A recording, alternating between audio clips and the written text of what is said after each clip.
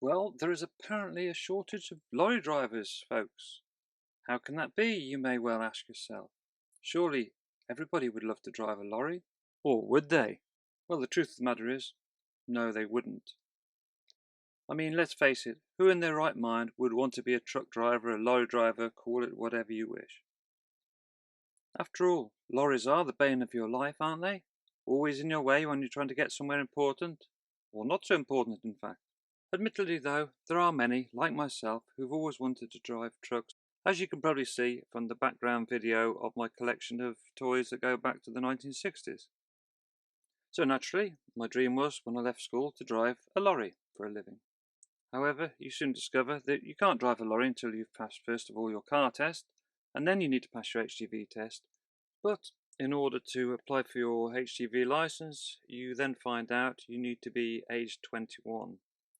I believe, though, that has changed to the age of 18 nowadays, in fact.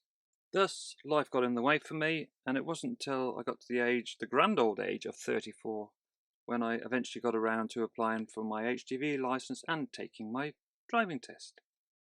And once you've achieved your goal, it then quickly becomes apparent that the ideal job, occupation, call it whatever you wish, that you wanted to do all of your life doesn't turn out to be the dream you so thought it would be. Hence the reason for this apparent lorry driver shortage here in the UK, folks, which isn't something that's happened overnight, by the way. It's been around for donkey's years. And there are many reasons why people don't want to drive lorries anymore, aside from the fact people don't want to go into the industry in the first place, for obvious reasons, which will become apparent when I've explained, hopefully. There are the many, like myself, who can no longer wish to drive lorries because of all the rules and regulations that you're governed by and are attached to the job. So without further ado, I shall put my case across and endeavour to explain to you the reasons why there is this apparent lorry driver shortage.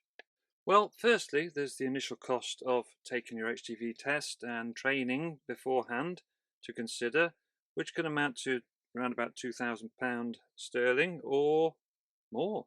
And if that doesn't put you off, well, good luck to you all, because there's yet more costs to be incurred and expenses to come when you go for further training, of which there seems to be more and more training added to the industry all the time.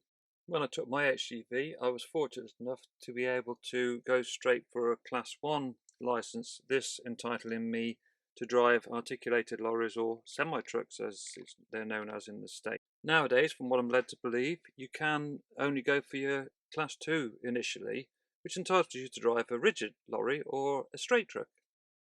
In my experience, although I passed my Class 1 articulated lorry test first time round, I did not drive an articulated truck for the first 12 months, and in fact drove a rigid truck, which was a 17-tonner, four-wheeler, which was big enough and heavy enough to handle to begin with, to be quite honest.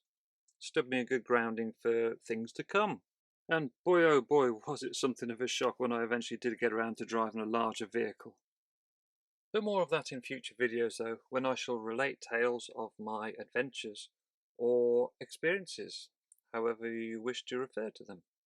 So, now that you've passed your HGV test, the next stage in your new career is to go and find yourself a job, which is easier said than done, believe me.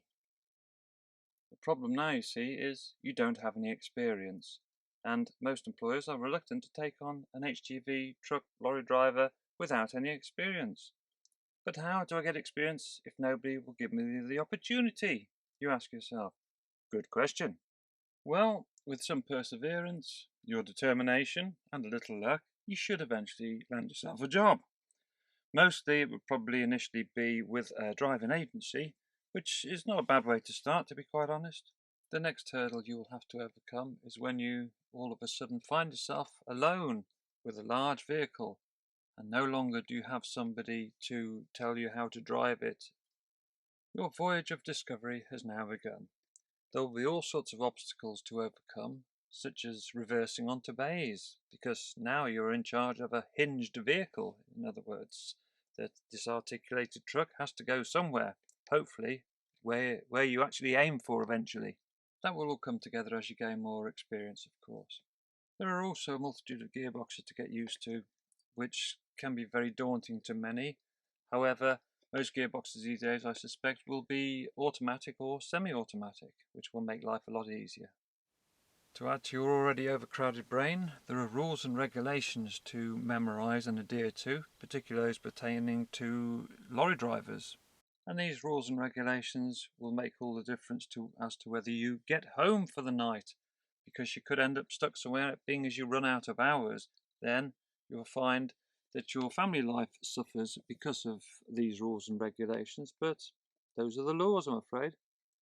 And as your family life suffers, so too will your social life. You will no longer get home, you could be weekended away, you could be stuck somewhere, you will miss family engagements. That's the life. Because for many, truck driving doesn't become so much a job as it becomes a lifestyle. But this is the life you want to choose. Is it no wonder that lorry drivers are quitting the industry? Then there's the wondering every time you go out in the truck whether you're going to make it home or not. You could get blown over in a high wind, could lose control in snowy, icy conditions. Somebody could just collide with you through no fault of your own. Anything could happen. There's traffic delays at ferry ports because of weather, because of strikes. There's hold-ups at distribution centres, at delivery points. Aside from all this, there are health issues which many drivers can contract over time due to their sedentary lifestyle. It's widely known that in the UK, facilities for lorry drivers aren't particularly brilliant either. Poor food, toilets, bathrooms, washrooms, restrooms, whatever you want to call them, often unclean, cold showers. It doesn't seem to get any better. Of course, there are unscrupulous employers too. However, there is a plus side to it all. I can't remember what it is, mind. You wanted to be a lorry driver, so now you're stuck with it. These are the consequences.